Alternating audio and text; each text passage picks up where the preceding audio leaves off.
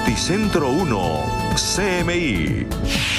Corte Suprema se queda sin mayorías. Magistrados se reunirían el próximo jueves. Histórico fallo de la Corte sobre reparación a pareja en caso de divorcio. La emergencia por lluvias en Bogotá. Llovió lo equivalente a un mes. Casas inundadas y vehículos atascados. Identifican primer caso de coronavirus en América Latina. España en alerta por coronavirus. Hay 4 casos confirmados. Arranca campaña por el referéndum constitucional en Chile. Con Claudia Palacios y Margarita Ortega. Buenas noches, bienvenidos a Noticentro 1 CMI. Se agrava la crisis en la Corte Suprema de Justicia a partir del jueves. La sala plena se queda sin su quórum mínimo por la salida del magistrado Ariel Salazar, que termina su periodo. Actualmente la Corte cuenta con 16 de los 23 magistrados y tiene pendiente nombrar a 7 togados. A partir de pasado mañana quedarían 15. Durante 5 horas, la sala plena de la Corte se dedicó al tema de la elección de magistrados cuyos despachos permanecen vacantes. La reunión, citada de forma extraordinaria, finalizó sin una sola elección. Lo delicado es que pasado mañana el quórum mínimo de 16 magistrados se disuelve y quedarán solo 15 de los 23 magistrados que deben conformar la Corte, teniendo en cuenta que finaliza el periodo de Ariel Salazar. Precisamente esta tarde, Salazar, en un fuerte escrito a sus compañeros, aseguró que no se hace responsable de la disolución del quórum. Indicó que la acumulación de vacantes favorece la elección de recomendados y advirtió que ahora lo que se debe venir es la violación del reglamento. La Corte manifestó tras la sala plena que permanece en constante deliberación para elegir dignatarios y magistrados con el quórum que exige su reglamento interno. CMI conoció que es muy posible que la sala plena se reúna de nuevo este jueves. Histórico fallo de la Corte Constitucional en casos de maltrato en parejas que se encuentran en proceso de divorcio. Si una de las personas es maltratada, debe ser reparada por su excónyuge por los daños ocasionados. Hasta ahora los jueces de familia solo concedían alimentos. Las parejas cuando sufren maltrato tienen derecho a ser reparadas en un proceso de divorcio, aun si gozan de buena situación económica. Así lo señaló la Corte Constitucional al fallar una tutela a favor de la exmagistrada del Consejo de Estado, Estela Conto Díaz, en la que reclamaba el reconocimiento de los daños ocasionados por su exesposo Virgilio Albán, producto del maltrato. Y los derechos que se protegen son los derechos a vivir libre de violencia de género, a ser reparada y a no ser revictimizada. El magistrado José Fernando Reyes, ponente del fallo, explicó que se trata de que los jueces de familia acudan a las disposiciones del Sistema Interamericano de Derechos Humanos con las que se permite a los estados la reparación de la mujer. Y la indemnización sería una reparación integral, o sea, ahí tiene perjuicio moral, perjuicio material y tiene que tener también, de acuerdo a las normas internacionales, garantías de no repetición. En el fallo, la Corte Constitucional le pidió al Congreso de la República legislar sobre el tema de violencia doméstica. Significa una mayor protección sobre todas las mujeres cuando hay maltrato, violencia o ultraje en las relaciones de familia y en las relaciones de pareja.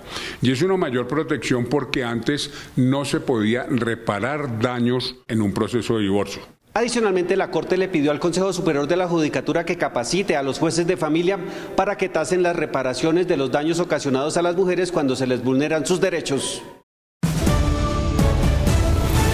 Llegó el coronavirus a América Latina. El primer caso fue confirmado en Sao Paulo, Brasil. La persona contagiada tiene 61 años. Las autoridades médicas en Brasil realizarán una segunda muestra.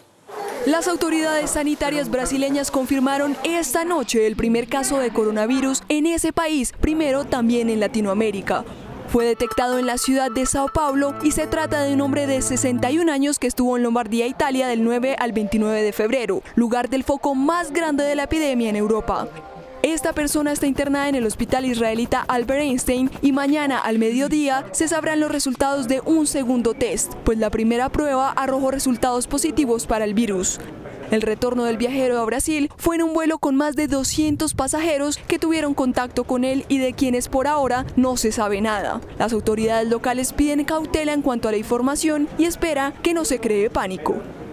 Entre tanto, Colombia empieza a extremar las medidas preventivas por el coronavirus. Hoy se confirmó el primer caso de contagio en América Latina.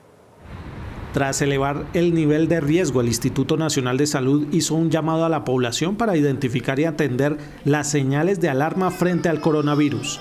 Estos síntomas son dificultad para respirar, fiebre y dificultad para hablar.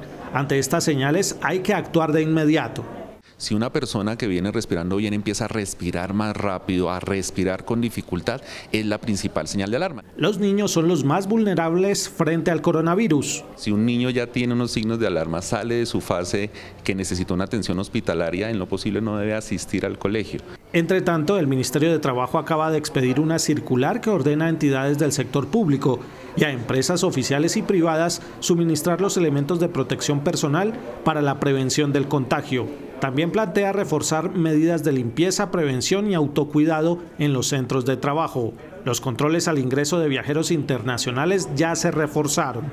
Lo que estamos haciendo es fortalecer el perfilamiento por origen, es decir, la determinación de personas con posibilidad de contacto para activar los protocolos de salud. La expansión del virus en el mundo comienza a afectar la economía. El primer temor es el comercio con China. Pudiéramos anticipar si esto puede tener un impacto especialmente en las importaciones provenientes de dicho país. En la medida en que haya riesgos de una desaceleración de la economía mundial, esto podría generar una reducción en el precio del petróleo porque se prevería una menor demanda. El coronavirus por ahora no ha afectado al turismo. Mientras tanto, en España ya han sido confirmados 4 casos de coronavirus. En un hotel en Tenerife, 1000 turistas están aislados. Europa está alerta ante el implacable avance del coronavirus que ya llegó a una decena de países como Croacia y Suiza, mientras tiene a Italia como el principal foco del virus en territorio europeo, con más de 10 muertos y más de 300 contagios. En España las alertas también están encendidas después de que al menos 1000 turistas de un hotel de las Islas Canarias fueron puestos en cuarentena al confirmarse que un médico italiano junto a su esposa están infectados con el COVID-19. Lo mismo sucedió en un hotel de Austria donde trabajaba una recepcionista italiana contaminada que obligó a un aislamiento para evitar que la enfermedad se expandiera. Los casos de contagio en España apenas superan la media docena, pero hay gran preocupación por la aparición de los primeros casos de coronavirus en Barcelona y Madrid, ciudades que además de tener millones de habitantes también reciben a diario miles de turistas de todo el mundo. Medio Oriente también observa con preocupación la expansión y fatalidad de la epidemia, mientras Irán ya reporta la cifra más amplia de muertes por el virus fuera de China, con 16 víctimas mortales. Aunque la nación islámica es acusada de falta de transparencia y de hecho solo se confirmó el contagio del viceministro de Salud iraní, Iraq Harachi, tras la polémica que desató su aparición en una rueda de prensa en la que se le observaba sudoroso y bastante inquieto. Otra jornada negativa para los mercados mundiales por el coronavirus que ya ha llegado a 30 países. Los números rojos se tomaron por segunda jornada consecutiva a los principales mercados del mundo. Las bolsas asiáticas y europeas volvieron a sumirse en grandes pérdidas ante el pánico desatado por la propagación del coronavirus. Wall Street, el principal centro bursátil del planeta, profundizó sus pérdidas al registrar desplomes en sus 3 principales indicadores, después de que el Centro de Control y Prevención de Enfermedades estadounidense diera por descontado la expansión del COVID-19 en el país. El Dow Jones de Industriales se derrumbó 3,15%, perdiendo 879 puntos, mientras el selectivo Standard & Poor's 500 se depreció 3,3%. Y el Nasdaq, el índice de los grandes valores tecnológicos, volvió a derrumbarse al sufrir pérdidas de 2,77%. Hoy Bogotá estuvo en seria emergencia por el fuerte aguacero que inundó casas y calles, se arrasó con vehículos. En el norte de la ciudad se interrumpió el servicio de energía, por ejemplo.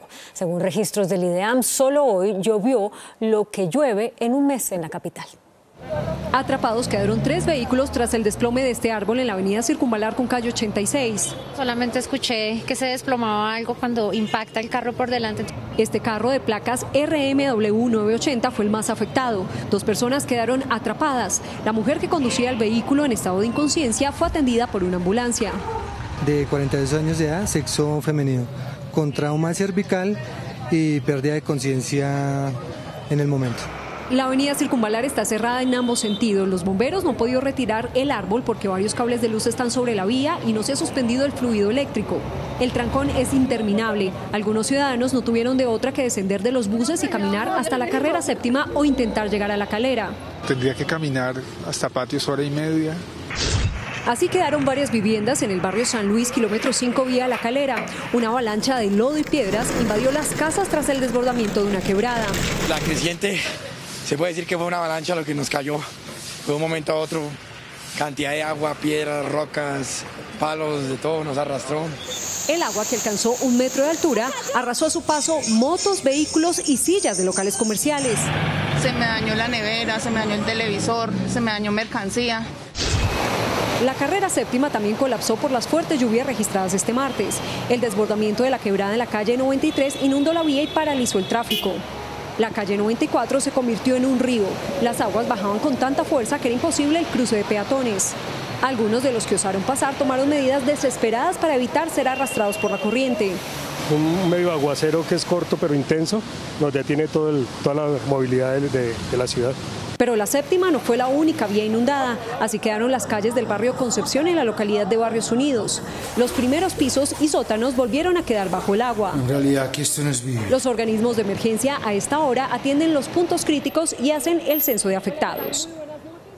Con un cacerolazo, miembros del partido FARC protestaron por los asesinatos de los excombatientes en varias regiones del país. Desde la firma del acuerdo han sido asesinados 189 firmantes de la paz. Integrantes del partido FARC y miembros de organizaciones sociales llegaron al Parque de los Periodistas en Bogotá para protestar por lo que consideran un exterminio contra los firmantes de la paz tras el asesinato de 189 combatientes desde la firma del acuerdo. No, lo que estamos pidiendo es que el gobierno cumpla con lo que pactó el Estado colombiano. Es que en el punto 3 de garantías de seguridad están establecidas unas medidas, unas instituciones incluso para dar garantías de seguridad. Vamos a hacer otras acciones a nivel de territorio, donde los compañeros se van a manifestar también en acciones de este tipo.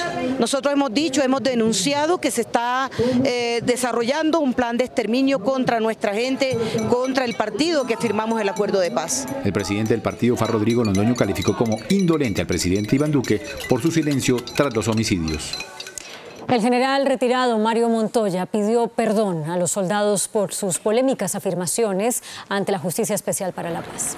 En una carta a la Asociación de Soldados Profesionales, Montoya pidió excusas por manifestar que la falta de preparación de los soldados sería uno de los factores que los llevó a violar la ley.